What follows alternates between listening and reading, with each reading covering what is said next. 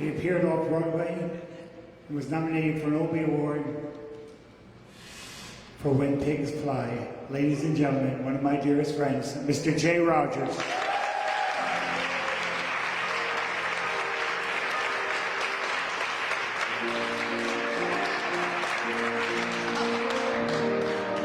Hi there. How are you all? Isn't this a lovely evening? I love this. Is my favorite night during the Christmas. My favorite thing during the Christmas time is to come to a TEDDYCARES because you never know what you're going to see. What kind of church is this? People telling dirty jokes and sing about Jesus and I'm different, Mary than me. You boys make me look butch.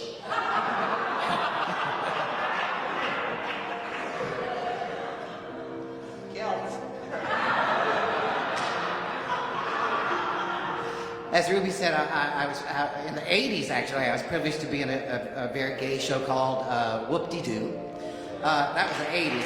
Now, I moved to New York in the 80s, but I didn't plan to come to be a gay performer, but you put on one dress. Anyway, that snowballed, as it were, and moved us to the 90s to a wonderful show called When Pigs Fly.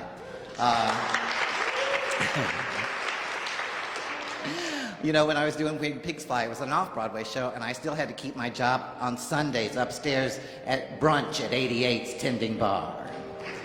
So my friends and family from 88's are here, and I love seeing those old folk. I remember them, I just don't know their names. You know you're old when you start referencing yourself in gaydom.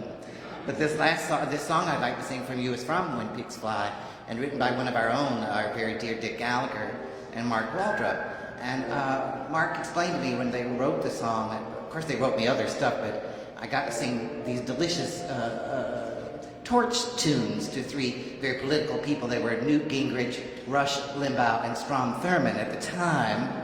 But then it was very funny, of course. Then they wrote me a ballad, and I thought, a ballad? Me?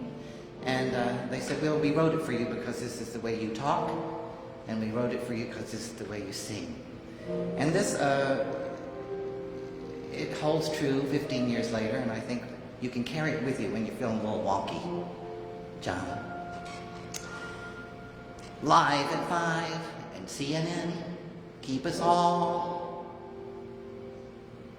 addressed of breaking stories that contend to make us anxious and depressed.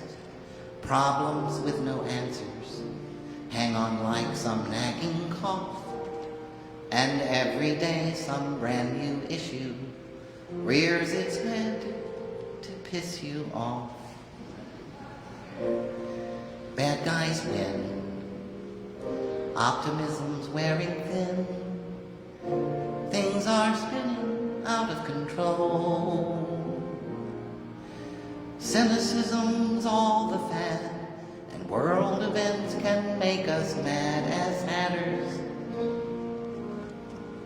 Almost every day, some underpinning slips away.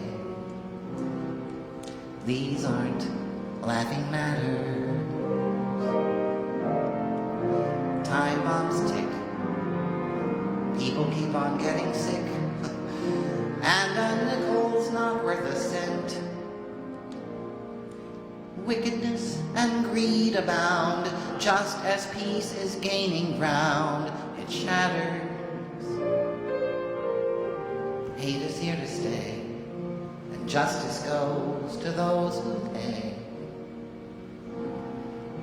These aren't laughing matters. The truth is scarier by far than anything that Stephen King could write.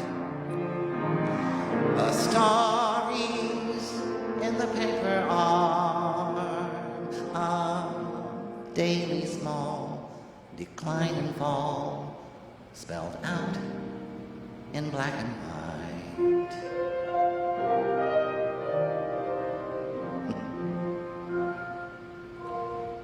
What to do, how to take a brighter view when your noodle's totally fried. Human spirit levity. So take your blues and bounce off the wall. Keep your humor, please. Because don't you know, it's times like these